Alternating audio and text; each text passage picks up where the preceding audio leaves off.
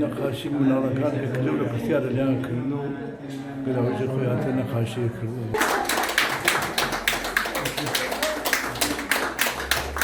Og ikke minst Yellowish Alexander.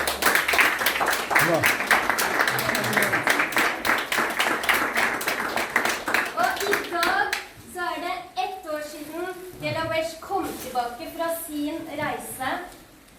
Det et 1-årsjubileum på utstillingen. Dere må love å høre videoene. Thomas, would you go to the Og så